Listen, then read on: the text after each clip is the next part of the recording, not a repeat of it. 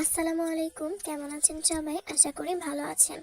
আজকে আমি আপনাদের দেখাবো একদম পারফেক্ট এবং লোভনীয় স্বাদের সবচেয়ে সহজভাবে কলিজা ভুনা তৈরির সিক্রেট একটি রেসিপি। তো চলুন আজকের রেসিপিটি শুরু করা যাক। আশা করব আজকের রেসিপিটি আপনাদের ভালো লাগবে।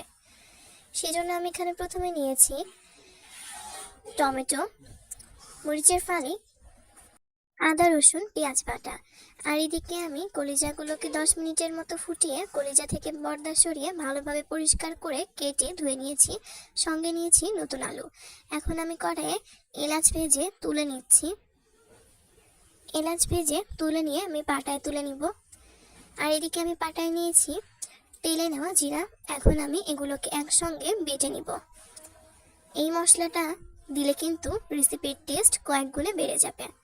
এখন আমি একটা কড়াইয়ে তেল দিয়ে তাতে দিয়ে দিলাম তেজপাতা, লবঙ্গ, গোলমরিচ আর সঙ্গে দিয়ে দিচ্ছি আস্ত জিরা। আর দিয়ে দিলাম মরিচের ফালি, আদা রসুন এবং পেঁয়াজ বাটা।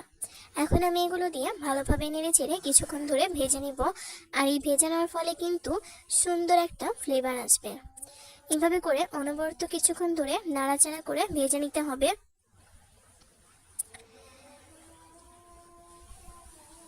কিছুক্ষণ নাড়াচাড়া করে ভেজে নিয়ে দিয়ে দিচ্ছি এখন টমেটো কুচি। টমেটো কুচি দিলে কিন্তু কলিজা ভুনার টেস্ট অনেক বেশি ভালো লাগে। টমেটো দিয়ে আমি আবার ভালোভাবে এগুলোকে দিয়ে নেড়েচেড়ে ভেজে নিচ্ছি। এইভাবে করে অনবরত কিছুক্ষণ নাড়াচাড়া করে ভেজে নিতে হবে।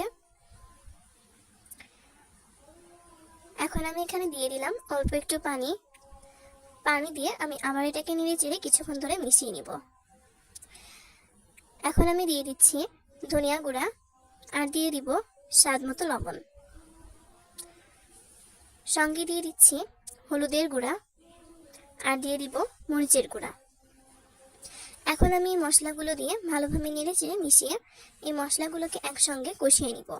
এই মশলাগুলোকে অনবরত নেড়েচেড়ে কিছুক্ষণ ধরে কষিয়ে নিতে হবে। যত ভালো করে কষাবেন এই রেসিপির টেস্ট কিন্তু তত বেশি ভালো হবে। কিছুক্ষণ ধরে ভালো করে কষিয়ে নেওয়া হয়ে গেলে এখন আমি এখানে দিয়ে দিচ্ছি নতুন আলু এবং সঙ্গে দিয়ে দিচ্ছি পরিষ্কার করে রাখা কলিজা।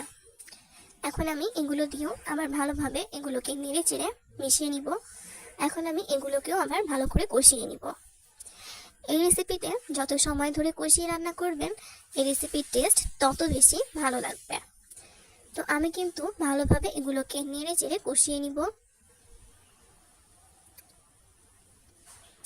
কিছুটা সময় নিয়ে নেড়েচেড়ে কষিয়ে নেবেন। এখন আমি এখানে দিয়ে দিচ্ছি পানি। আমি এখানে গরম পানি ব্যবহার করেছি। গরম পানি দিয়ে ঢাকনা দিয়ে ঢেকে আমি আবার ঢেকে দিচ্ছি।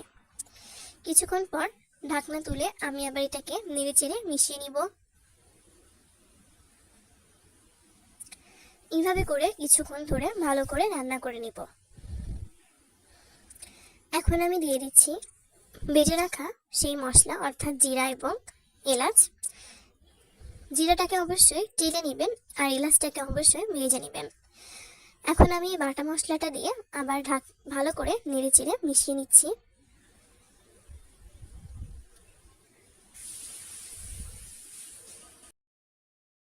এখন আমি আবার ঢাকনা দিয়ে ঢেকে দিব। কিছুক্ষণ পর ঢাকনা তুলে আমি আবার ভালোভাবে নেড়েচেড়ে দিচ্ছি। দেখতে পাচ্ছেন মাখো মাখো হয়ে এসেছে কিন্তু। এই পর্যায়ে আমি ঝোলের জন্য পানি দিয়ে দিচ্ছি। আর এখানে কিন্তু গরম পানি ব্যবহার করেছি।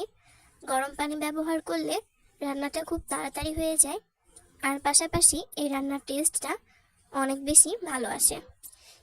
এখন নাড়াচাড়া করে কিছুক্ষণ ঢাকনা দিয়ে ঢেকে রান্না করে কিছুক্ষণ পর ঢাকনা তুলে দেখতে পাচ্ছেন কতটা সুন্দর হয়েছে কালার। এইভাবে করে কিন্তু রান্না করে নিতে হবে। যারা একেবারে রান্নায় নতুন তারা কিন্তু এই রেসিপিটা দেখে খুব সহজেই বাড়িতে দারুণ স্বাদের কলিজা ভুনা তৈরি করতে পারবেন। তো এইভাবে করে কিছুক্ষণ ধরে আমি নাড়াচাড়া করে দিচ্ছি। আর এইভাবে করে কিন্তু আজকের রেসিপিটি তৈরি করলে খেতে ভীষণ মজা লাগবে। রুটি পরোটা গরম ভাতের সঙ্গে জমে যাবে। আর যারা নতুন তারা চাইলে কিন্তু আমার চ্যানেলটিকে সাবস্ক্রাইব করে রাখতে পারেন। যারা পেজ থেকে দেখছেন তারা চাইলে পেজটিকে ফলো দিয়ে রাখতে পারেন। আশা করব আজকের রেসিপিটি আপনাদের কাছে অনেক বেশি ভালো লেগেছে। তো এইভাবে করে কিন্তু আমি আর কিছুক্ষণ রান্না করে নামিয়ে নিব। আর এই তো আমি কিন্তু নামিয়ে নিয়েছি। কেমন হয়েছে অবশ্যই বলবেন। আশা করব আপনাদের কাছেও ভালো লেগেছে রেসিপিটি। আপনাদের মূল্যবান মতামতের মাধ্যমে আজকের রেসিপিটি কেমন হয়েছে অবশ্যই কমেন্ট করে জানাবেন। নতুন কোনো ভিডিওতে খুব শীঘ্রই নতুন কোনো রেসিপি নিয়ে হাজির হয়ে আসব। সেই পর্যন্ত সবাই অনেক বেশি ভালো থাকবেন, সুস্থ থাকবেন। ভিডিওটি যারা শুরু থেকে শেষ পর্যন্ত দেখেছেন তাদের জন্য অনেক বেশি দোয়া এবং শুভকামনা রইল। সবাই এগিয়ে যান। বিদায় জানাচ্ছি। আল্লাহ হাফেজ।